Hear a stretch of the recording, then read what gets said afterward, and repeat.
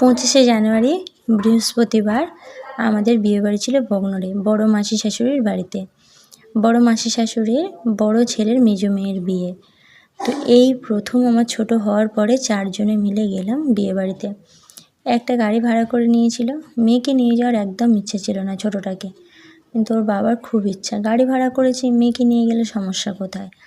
কিন্তু গিয়েই সে কী বিপদে পড়েছে। আমার কোলের থেকে মোটে নামতে চায় না, বাবা দিদিকেও সে চেনে না, ভিড় ভাট্টা একেবারেই পছন্দ করে না। আর কি করা যাবে, যেমনই হোক ছোটোটাকে তো রেখে গেলে তো হবে না। যেহেতু দূরে, বাড়িতে থাকলে যদি কান্নাকাটি করে, বাড়িতে দেখবার লোকের অভাব নেই, মা বাবা কাকা কাকিমা তারা বলছিল রেখে যাওয়ার কথা, ওর বাবা শোনে না।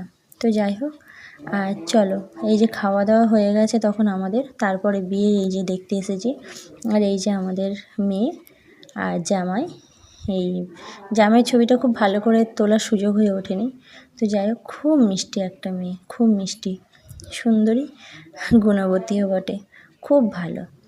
তো যাই হোক, এই যে বিয়ে টিয়ে সেরে আমরা ওখান থেকে বেরিয়ে এসেছিলাম। যাওয়ার সময় একদম ভালো লাগছিল না, কেমন জানি একটা মন কেমন করছিল, ভালো লাগছিল না।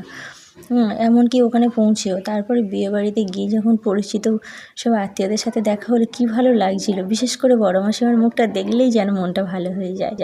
বড় আন্তরিক, ওনাদের সকলের ব্যবহার খুব ভালো লাগে, মনের থেকে যেন একটা শান্তি আসে। তো যাই হোক, গিয়েছিলাম অনেক দিন আগে, তখন আমার বড় অনেকটা ছোট ছিল। আর এবারে রুহি এইরকম বয়স, তখনই গেলাম মেয়ের বিয়েতে। যাই হোক, আমার রুহির কান্না থেমেছে বিয়েবাড়ি থেকে বাড়ানোর সঙ্গে সঙ্গে।